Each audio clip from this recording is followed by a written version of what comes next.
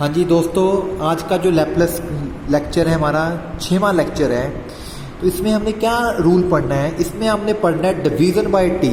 अगर किसी फंक्शन को टी से डिवाइड कर दिया जाए तो उसकी लैपलेस को क्या हो जाता है, ये हमने सीखना है। First of all, if Laplace of a function F T is given by F S, हमें पता है फंक्शन की लैपलेस को हम बोलते हैं एफ एस। अगर उस फंक्शन को आप टी से डिवाइड कर दें तो उसकी लैपलेस निकालने का फार्मूला है, जो आपने एफ एस निकाल के रखा हुआ है उसकी आपने एस से लेके इन्फिनिटी तक इंटीग्रेशन कर देनी है।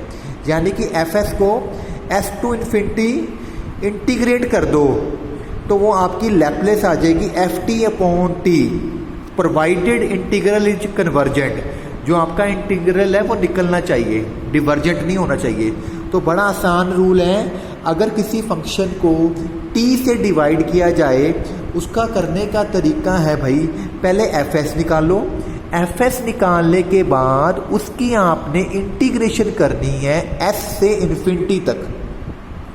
चलो हम प्रॉब्लम्स करते हैं, प्रॉब्लम्स करके ही बच्चों को क्लियर होता है। तो पहला क्वेश्चन है, find Laplace transform of the function E की minus alpha T minus E की minus beta T upon T. तो ऊपर वाला मेरा फंक्शन एफ टी है, लेट मान लीजिए this is my function F T. तो सबसे पहले आपने एफ टी की लैपलेस निकालनी है। हमें पता है ई की अल्फा टी का फार्मूला होता है 1 अपॉन एस माइनस अल्फा, क्योंकि यहाँ पे माइनस है तो फार्मूला लैपलेस लगा के क्या बनेगा 1 upon S plus alpha minus 1 upon S plus beta. ये इनकी लैपलेस निकल के आ गई। जब आपकी इनकी लैपलेस निकल के आ गई, आपने इसको बोलना है कैपिटल एफ एस। अब आपने इस एफ टी को टी से डिवाइड करना है। जब इस एफ टी को टी से डिवाइड किया तो ये जो लैपलेस निकाली हुई है एफ एस, इसको आपने इंटीग्रेट कर देना है s to infinity d s. ये तरीका है करने का। अगर फंक्शन को टी से डिवाइड किया हो तो सिंपल पहले ऊपर फंक्शन की लैपलेस निकाल के रख लो। जब फंक्शन की लैपलेस जब आपके पास निकल के आ गई बेटा, उसको एस से इन्फिनिटी इंटीग्रेट कर दो। ठीक है जी। अब आपको इंटीग्रेशन करनी आती है, 1 अपॉन एक्स की इंटीग्रेशन होती है लॉग एक्स। तो it is of type 1 upon S plus S. तो इसकी इंटीग्रेशन होगी log S plus alpha minus log S plus beta, upper limit infinity lower limit S. क्योंकि बीच में माइनस का साइन आ रहा है तो ये आपका बन गया log m upon log n. ठीक है जी। अब इसमें इन्फिनिटी पुट करना, आप डायरेक्ट इन्फिनिटी नहीं पुट कर सकते क्योंकि लॉग इन्फिनिटी इन्फिनिटी बन जाएगा, तो वी कांट डिफाइन इट। तो क्या करें, इसको ऊपर नीचे एस से डिवाइड कर लो। यहाँ पे एस, यहाँ पे एस, यहाँ पे एस, यहाँ पे एस, ऊपर नीचे एस से डिवाइड करो, ये 1 बन जाएगा। ये अल्फा बाय एस, ये 1, ये बीटा बाय एस। तो ये स्टेप आपके पास बन के आ गया। अब आप जब यहाँ पे इन्फिनिटी पुट करोगे 1 ओवर इन्फिनिटी 0 हो गया, ये भी 0 हो गया। तो पहली लिमिट पुट करने पे log 1 आ गया माइनस। जब आपने s पुट करना है तो इसको कोई फर्क नहीं पड़ना है, s की जगह s ही रह जाएगा। तो दोबारा एलसीएम लेके वही चीज़ बन जाएगी s plus alpha s plus beta. We know that log 1 is 0, तो ये चीज़ खत्म हो गई, पीछे वाली चीज़ आपकी रह गई है। तो आपका आंसर आया minus log s plus alpha upon s plus beta. अब ये माइनस लगा है, तो माइनस जब लगा होता है तो लॉग वाली जो अंदर चीज़ है उसको उल्टा कर दीजिए, रेसिप्रोकल कर दो इसका, रेसिप्रोकल, तो नेगेटिव साइन प्लस हो जाएगा। बड़ा आसान क्वेश्चन है, ध्यान से समझिए, इसका स्क्रीनशॉट लेके खुद करके देखिए। ठीक है जी। अगला क्वेश्चन देखिए, फाइंड लैपलेस ऑफ ई की minus alpha T sign beta T T. तो जब भी बेटा नीचे टी आता है, ऊपर वाले को आपने एफ डी मान लेना है। अब आपने इस एफ टी की लैपलेस निकालनी है। अब यहाँ पे साइन के साथ एक्सपोनेंशियल फंक्शन आ रहा है, तो आपको पता है यहाँ पे फर्स्ट शिफ्टिंग थ्योरम लगेगी। तो पहले आप Laplace of sine beta T लिख लीजिए।